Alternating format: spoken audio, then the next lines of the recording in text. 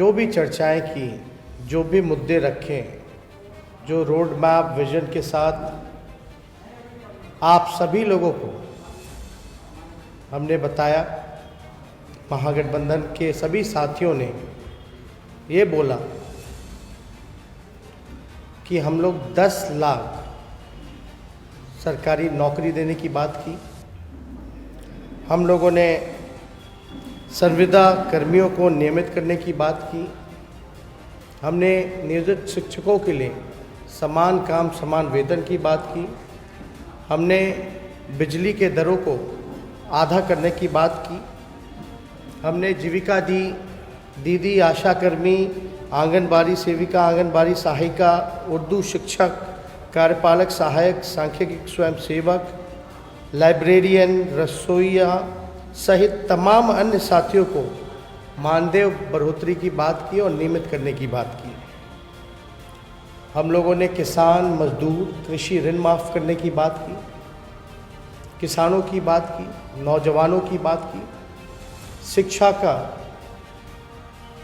शिक्षा पे लगभग जो बजट का बिहार का कुल जो आंकड़ा निकल कर के आता है वो लगभग पूरे बजट का 22% जो होगा वो शिक्षा पे हम लोग जो है खर्च करने का काम करेंगे। इसकी भी हम लोगों ने चर्चाएं की हैं। हमने किसान आयोग बनाने की बात की, व्यावसायिक आयोग बनाने की बात की, युवा आयोग और खेल आयोग बनाने की बात की है। हमने देश में हर राज्य में कर्पूरी श्रमवीर सहायता केंद्र बनाने की बात की।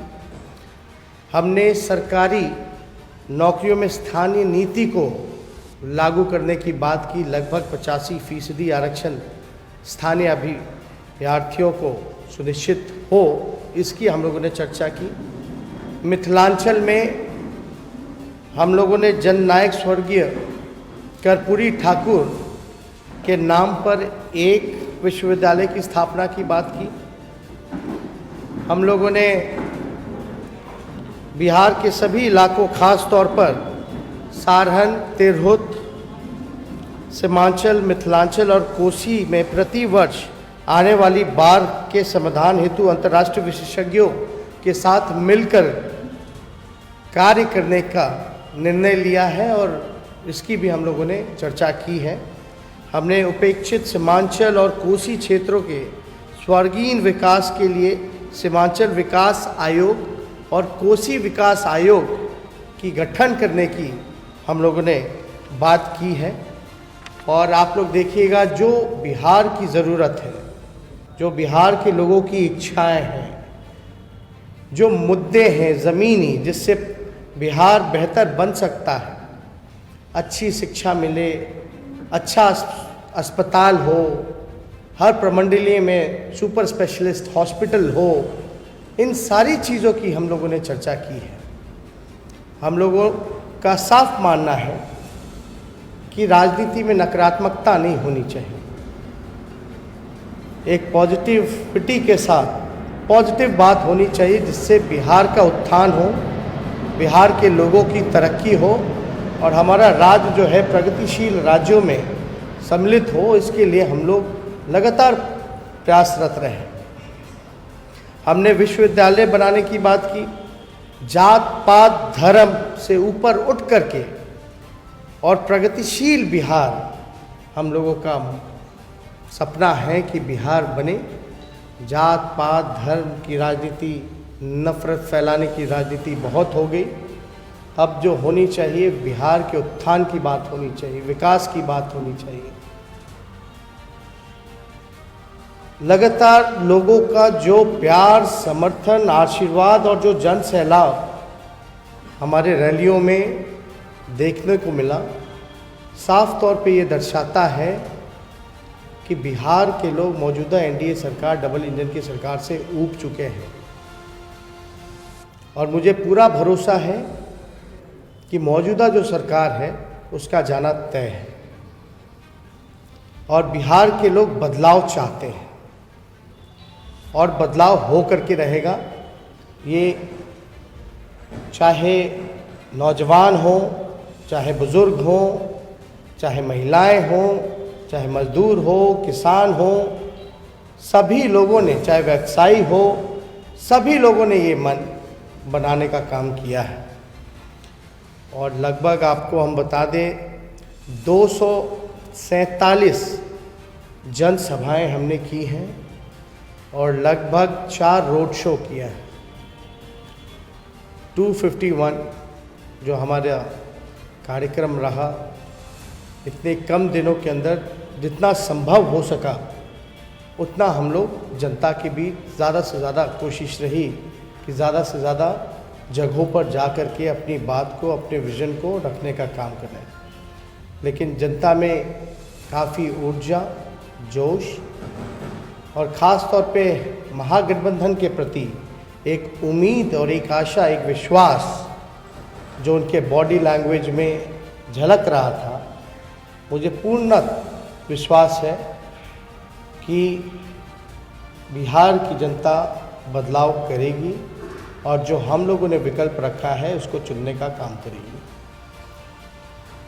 कल जब हम रैली से लौटे, हमने बयान देखा आदरणीय नीतीश कुमार जी का। उनकी शायद पूर्णिया में दमदहा में एक सभा रही।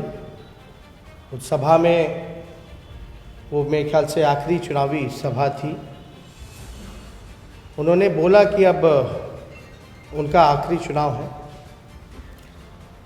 हम ये कहना चाहते हैं बिहार के लोगों को कि हम शुरू दिन से एक ही बात कहते रहे हैं कि बिहार के मुख्यमंत्री थक चुके हैं, बिहार उनसे संभल नहीं रहा है और लगातार हमने इस बात को बार बार दोहराने का काम किया क्योंकि मुख्यमंत्री जी इतिहास के बासी पन्नों में सिमट के रह गए और हम लोगों की चिंता वर्तमान और बिहार के भविष्य की थी।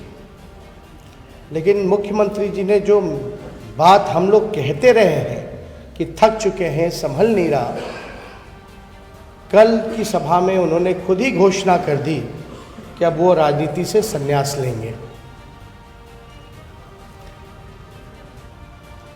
उन्होंने कहा कि संन्यास लेंगे, उनकी आखिरी चुनाव है। लेकिन हम ये कहना चाहते हैं बिहार के लोगों को, जो व्यक्ति का आखिरी चुनाव है उनको वोट देने का कोई मतलब नहीं है, क्योंकि आप देखिएगा कि कोई काउंटेबिलिटी नहीं रह जाएगी। अगर वो 5 साल बिहार बर्बाद होता है आगे का, तो जिम्मेवारी किस पे आएगी? यानी वो पहले से ही पल्ला जो है वो झाड़ने का काम कर रहे हैं। और अगर आप देखिएगा कि जो चुनाव लड़ेगा ही नहीं, उसको वोट देने का मतलब ही नहीं है। हम लोग लगातार इस चीज़ों को बड़ी मजबूती के साथ जनता के सामने रखा है कि 15 साल बिहार की जनता ने मौका दिया, फिर भी बेरोजगारी दर बिहार का 46.6, डबल इंजन की सरकार में। बिहार में अपराध बढ़ा, बिहार में भ्रष्टाचार बढ़ा, लगभग 60 घोटाले हुए, 30,000 करोड़ का बंटा ढार हुआ। आप देखिएगा बिहार में किसानों की स्थिति दयनीय होगी, मजदूरों का अपमान किया गया। डबल इंजन की सरकार ने शिक्षा को चौपट कर दिया। यहाँ के अस्पताल खुद आईसीयू में है, हल्का सा पानी हो जाता है, सांप बिच्छू आईसीयू में घुस जाता है, पानी भर जाता है, कुत्ता जो है वो शव लेकर के अस्पताल से बाहर लेके चला जाता है। इस तरह की घटनाएं हम लोगों ने देखने का काम किया। और नीतीश कुमार जी का ये कहना कि उनका आखिरी है, तो आप समझ सकते हैं कि वो हार मान चुके हैं और हमारी बात को उन्होंने मोहर लगाने का काम किया।